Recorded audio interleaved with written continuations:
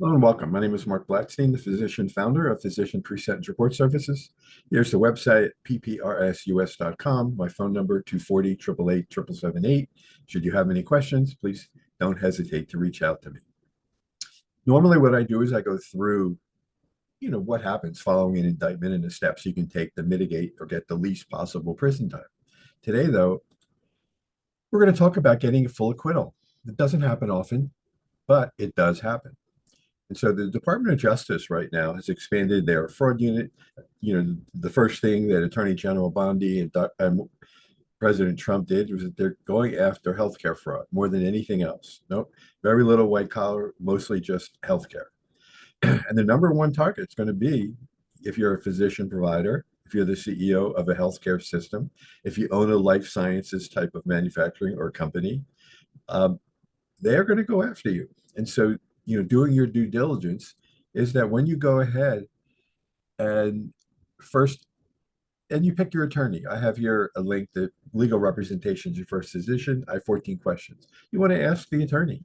You want to make sure they've experienced with cases like yours in federal court.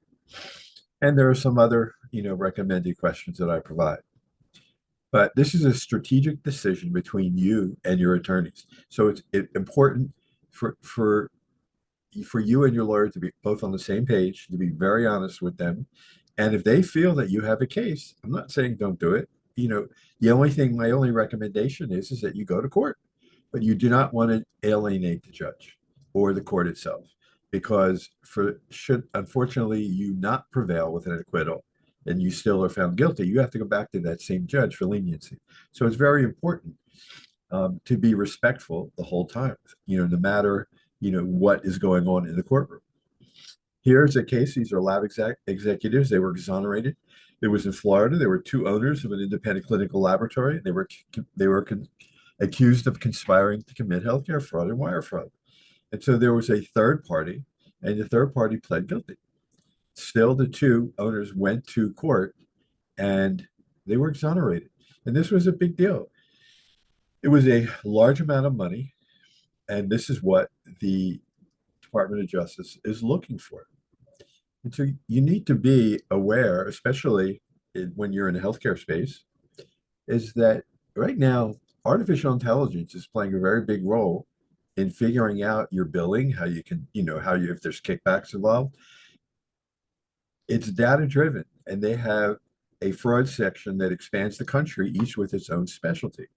I hear of the healthcare fraud unit, a map you'll be able to see as you look at the video. But their approach is going to be data driven with convictions, and they're going to start really quick.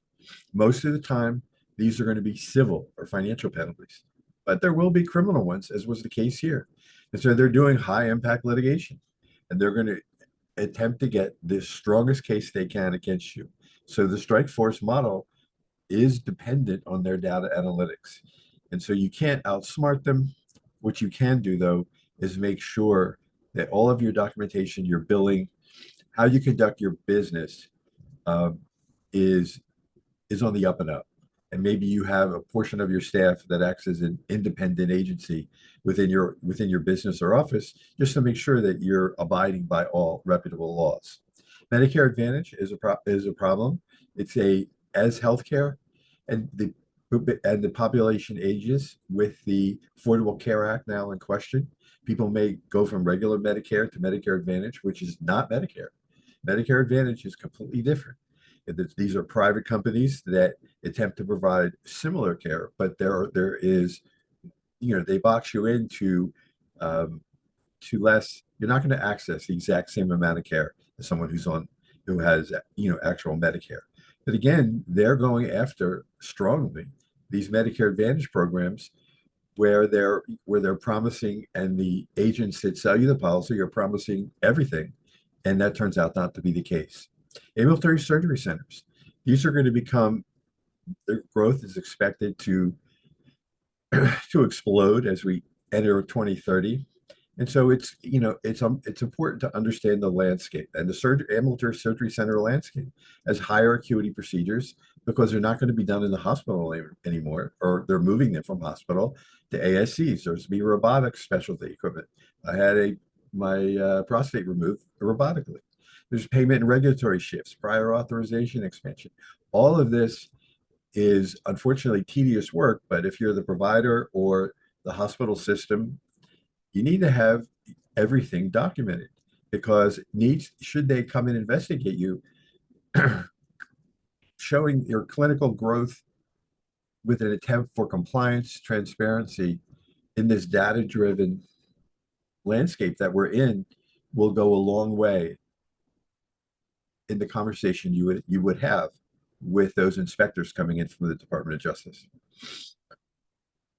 There's more here that I could go through. The first target is you, white collar life sciences. You can find it on the website.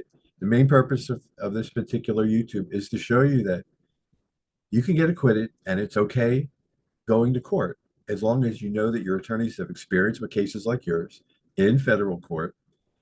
You tell everything, you tell the truth. It's all documented. You have trust and faith in your attorneys. And if you don't, talk to them. And then also, you don't want to alienate or anger the judge because if you happen not to be acquitted, you need to go back to that. You'll go back to that same judge or courtroom for leniency, requesting leniency and attempting to mitigate the damage of the sentence, which is where my service comes into this. I hope that you've found this somewhat enlightening. I appreciate you taking the time to listen and have a good, safe day.